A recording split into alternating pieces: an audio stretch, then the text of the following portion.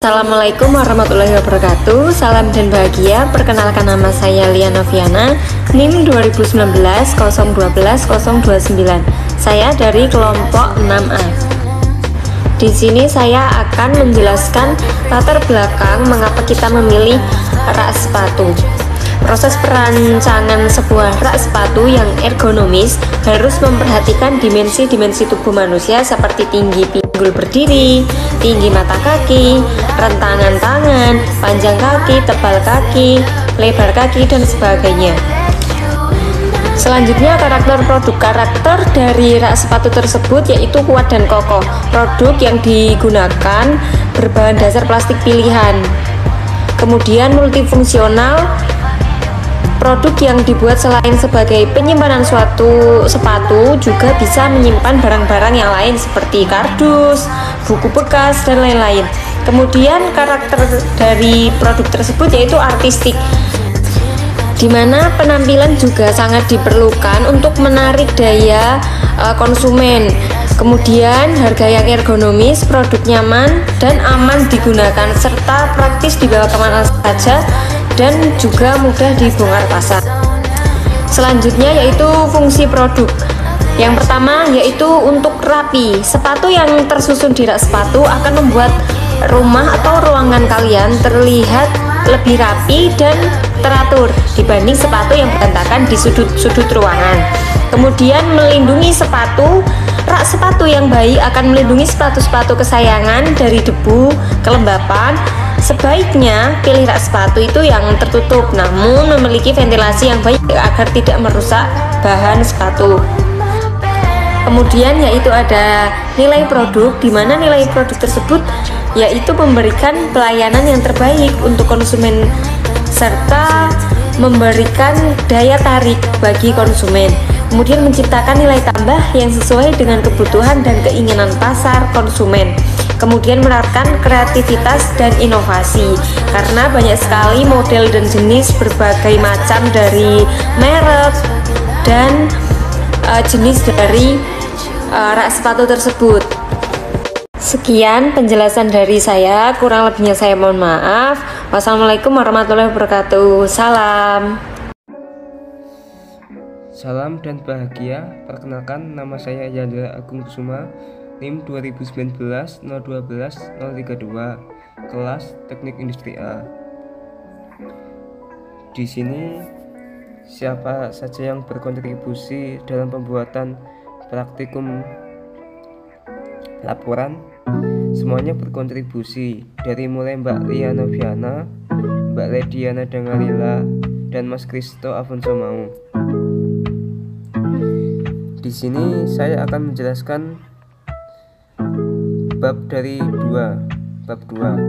deskripsi produk, mengidentifikasi net customer. Deskripsi produk. Rak sepatu adalah penyimpanan yang dirancang untuk menyimpan sandal atau sepatu. Sepatu yang tertata rapi di rak sepatu akan lebih bagus dan tampak tidak berantakan ketika mencari sepatu. Juga akan lebih mudah jika sepatu tertata rapi di rak dibandingkan jika sepatu ditaruh sembarangan dan semaunya. Rapi memudahkan dalam mencari sepatu atau sandal yang hendak Anda pakai beraktivitas, dan rak ini terbuat dari bahan plastik yang berkualitas tinggi sehingga bisa tahan dalam jangka waktu lama. Ukurannya tidak terlalu besar sehingga cocok untuk rumah dengan pekarangannya. Mengidentifikasi net customer. Identifikasi kebutuhan konsumen bertujuan untuk mengetahui kebutuhan konsumen terhadap produk rak sepatu. Identifikasi kebutuhan konsumen melalui penyebaran konsesioner menghasilkan 5 daftar kebutuhan konsumen terhadap produk rak sepatu. Hasil identifikasi kebutuhan konsumen dapat dilihat pada tabel 1. dan menghasilkan 13 variabel. Yang pertama kekuatan, yang kedua kemudahan bongkar pasang, yang ketiga kemudahan perawatan, yang keempat kemudahan penggunaan, yang kelima penampilan bentuk, yang keenam kemampuan bawaan, yang ketujuh keamanan dalam bongkar pasang, yang kedelapan variasi warna, yang kesembilan material, yang ke-10 masa produk, 11 harga terjangkau, 12 modern, 13 mode sudah dibawa. Perkenalkan, nama saya Kristo Alfonso Mau. NIM saya 2019-01-2025. C. Mengidentifikasi technical response. Bagian ketiga dari HOQ adalah technical response, sering juga disebut sebagai substitute quality karakteristik. Pada bagian ini terjadi proses penerimaan dari kebutuhan pelanggan atau voice of customer ke dalam bahasa pengembang atau voice of developer. Proses technical response ini akan mencari jawaban dari pertanyaan how atau bagaimana kebutuhan pelanggan dapat terpenuhi. Karyawan melakukan brainstorming, yaitu dengan mencari cara-cara yang perlu dilakukan oleh pihak perusahaan untuk memenuhi kebutuhan pelanggan. Tools yang bisa digunakan dalam proses ini antara lain affinity diagram, fishbone diagram, dan tree diagram.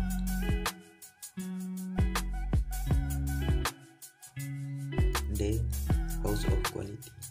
House of Quality adalah metode yang mendukung proses identifikasi produk menjadi sebuah spesifikasi rancangan. Konsep HOQ intinya bersumber pada sebuah tahapan kualitas yang telah berhasil digunakan oleh industri manufaktur. HOQ memperlihatkan struktur untuk mendesain dan membentuk suatu siklus, dan bentuknya menyerupai sebuah rumah. Kunci input bagi matriks ini adalah kebutuhan dan keinginan konsumen, informasi, strategi produk, dan karakteristik kualitas produk. Informasi lain yang terdapat di HOQ ini adalah nilai target HOQ yang mengandung beberapa bagian. Masing-masing bagian dapat dan harus disesuaikan agar dapat berfungsi dengan baik. Customer Needs and Benefits. Bagian pertama dari HOQ adalah Customer Needs and Benefit, atau sering disebut sebagai suara pelanggan atau Voice of Customer, di mana perusahaan mendapat umpan balik mengenai kebutuhan dan keinginan pelanggan. Tools yang menghasilkan data atau informasi yang strukturnya mengenai kebutuhan dan keinginan pelanggan berdasarkan hasil riset pasar. Data tersebut kemudian diungkapkan dalam bahasa pelanggan dan bersifat kualitatif. Hal ini penting disampaikan untuk menerima keinginan masing-masing dari setiap pelanggan ke beberapa nilai nyata. Dengan demikian, pelanggan menjadi manfaat dari sebuah produk dan produsen menawarkan fitur. Planning Matrix. Bagian kedua dari HOQ adalah Planning Matrix. Bagian ini merupakan tempat penentuan sasaran atau tujuan produk, didasarkan pada hasil interpretasi terhadap data riset pasar. Riset pasar merupakan tahapan penting dalam perancangan sebuah produk. Data riset pasar diperoleh dalam gabungan antara prioritas bisnis perusahaan dengan prioritas kebutuhan pelanggan. Setelah menentukan setiap item prioritas apa yang paling penting bagi pelanggan, perusahaan harus menentukan setiap aspek dari item yang dibutuhkan. Perusahaan dapat menggunakan data yang diketahui dari riset pasar tersebut untuk mengetahui posisi relatif produk terhadap produk pesaing.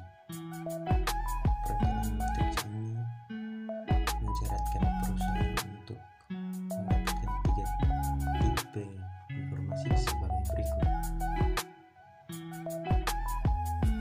Yang pertama, data kuantitatif. Pasar meliputi tingkat permintaan, penawaran, posisi perusahaan dalam persaingan, dan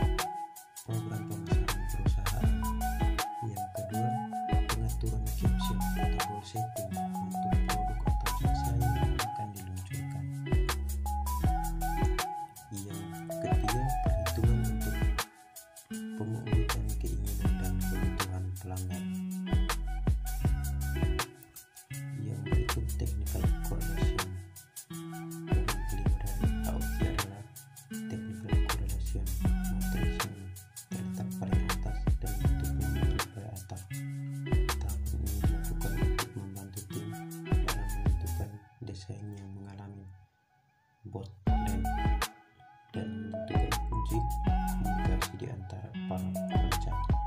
Selain itu, matriks ini juga menggambarkan hubungan dan ketergantungan antara karakteristik teknik yang satu dengan yang lain. Antara elemen karakteristik tersebut mungkin saling mempengaruhi baik positif ataupun negatif.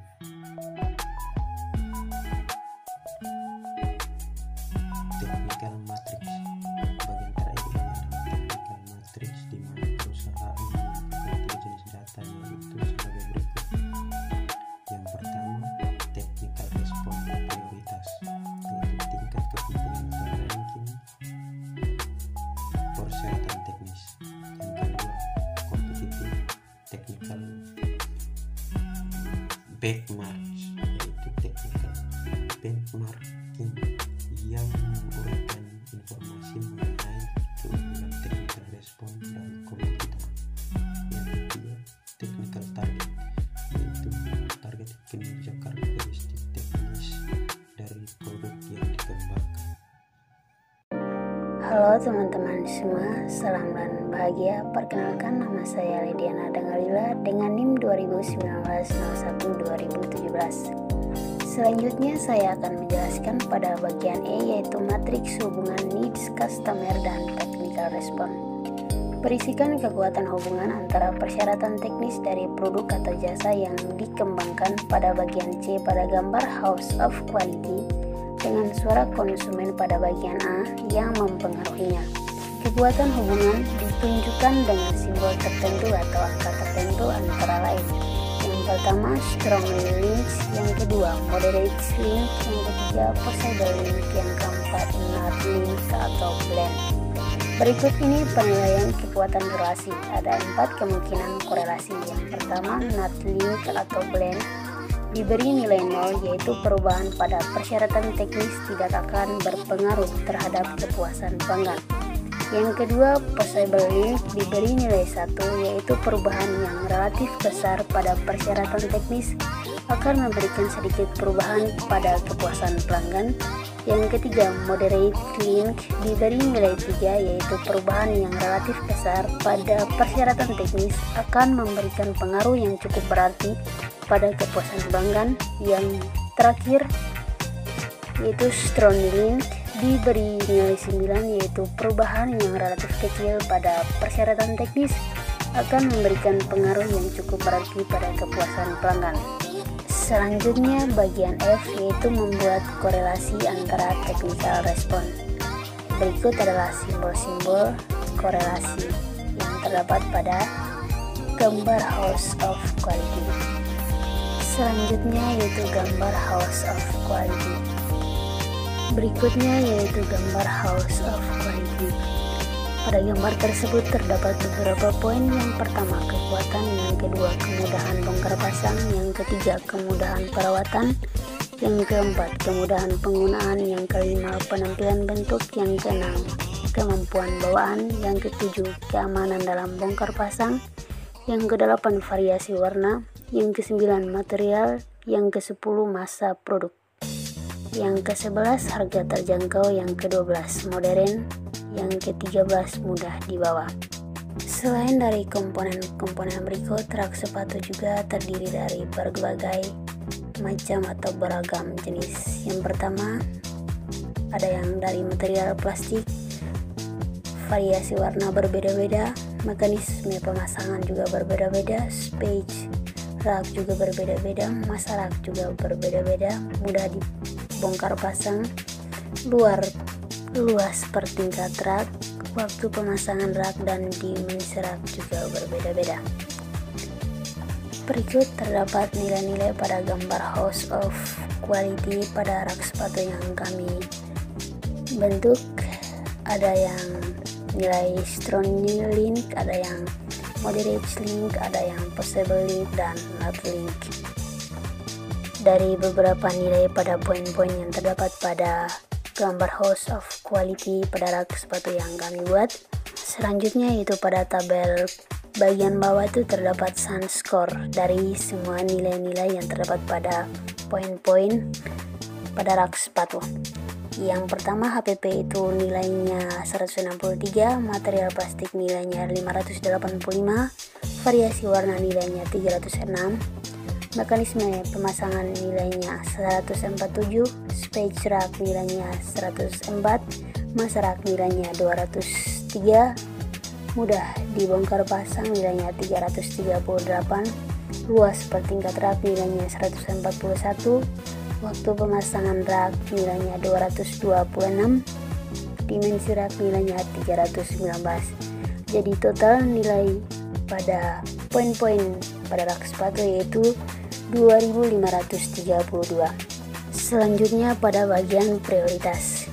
Nah, pada bagian prioritas itu terdapat nilai 6%, 23%, 12%, 5,8%, 4%, 8%, 13%, 5,5%, 8,9%, dan 12%. Nah, nilai-nilai persen tersebut didapat dari mana? Ya, yang pertama itu nilai keseluruhan dari poin-poin pada rak sepatu yaitu 2532. Nah, nilai per poin yaitu yang pertama tadi 163 dibagi dengan nilai total dari keseluruhan dikali 100, maka dapatlah hasil dari tersebut, nilai tersebut yaitu 6%. Contohnya 163 dibagi 2532 dikali 100, maka dapat 6%. Sama seterusnya 585 dibagi 2532 dikali 100%, maka dapat 23%. Dan seterusnya dihitung seperti itu, maka akan mendapatkan hasil persennya pada prioritas.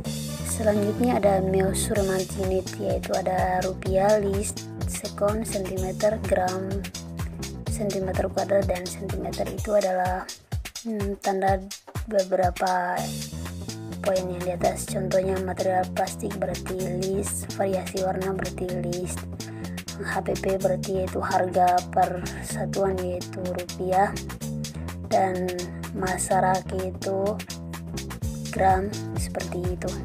Selanjutnya tabel berikut. Yang pertama ada all product.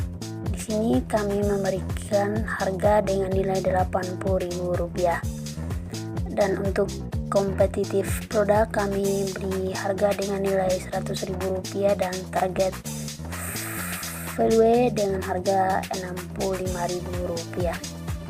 Dengan material plastik yaitu polyethylene dengan berbagai macam waktu, ada yang 30 detik, ada yang 25 detik, ada yang 15 detik, dan juga masa raknya itu ada yang 200 gram, ada yang 250 gram, ada yang 230 gram dengan berbagai macam ukuran.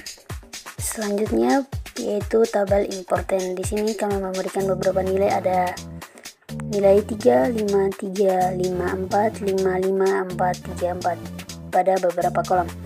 Pada gambar hitam yaitu gambar produk kami, dan yang pada gambar kuning itu adalah gambar produk pesaing.